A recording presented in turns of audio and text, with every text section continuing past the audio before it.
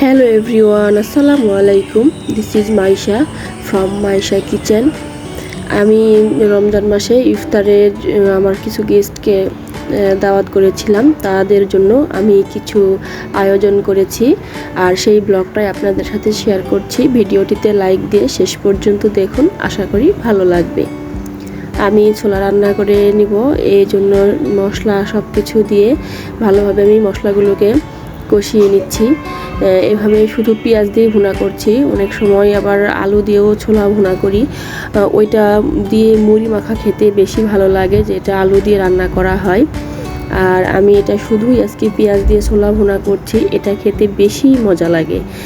মশলাগুলো ভালোভাবে কষিয়ে নিচ্ছি, যখন মশলাগুলোর উপরে তেল উঠে আসবে আমি তখন ছোলা দিয়ে দিচ্ছি। এই যে এইভাবে দেখতাম আমার আম্মা রান্না করতো, এটা খেতে আমার বেশ ভালো লাগে, আলু দিয়েও ভালো লাগে। তো আমার গেস্টরা আজকে আসবে, এই জন্য আমার ভালো লাগছে। রমজান মাসে রোজা থেকে রান্না করছি, তারপরেও খারাপ লাগছে না। আর এবারের রোজাগুলো দেখা যাচ্ছে যে এমন বেশি গরম না যে খারাপ লাগবে। যাই হোক, আমার ছোলা রান্না করে নেওয়া হয়ে গেছে মাশাআল্লাহ। আর আমি যে ডিম ভুনা করে নিব, এই জন্য ডিম সিদ্ধ করে নিয়েছি। ডিমের খোসাগুলো আমি সবগুলো একে একে ছাড়িয়ে নিব।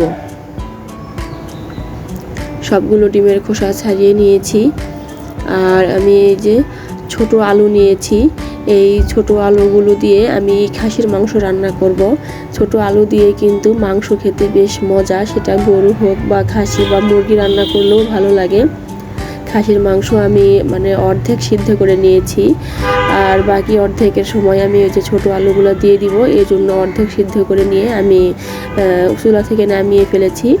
সবগুলো আলু দিয়ে ভালোভাবে নেড়ে চেড়ে আর একটু পানি দিব, দিয়ে আমি আবারও প্রেসার কুকারের মুখ লাগিয়ে ভালোভাবে সিদ্ধ করে নিব। এই ছোট আলু দিয়ে মাংস খেতে কে কে পছন্দ করেন সবাই কিন্তু কমেন্ট করে জানাবেন।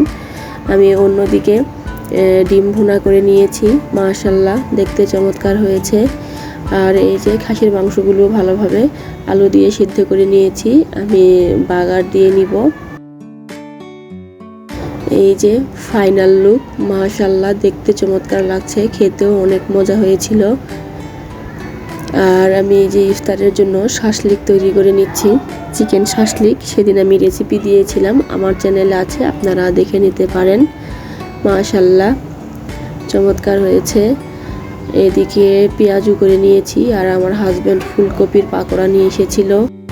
চিয়া পুডিং তৈরি করে নিয়েছি, রেসিপি আমার চ্যানেলে দেওয়া আছে, আপনারা দেখে নিতে পারেন। আমার সবগুলো রেসিপি কেমন হয়েছে সবাই কমেন্ট করে জানাবেন, লাইক সাবস্ক্রাইব করে আমার পাশে থাকবেন। সবাই ভালো থাকবেন, আল্লাহ হাফেজ।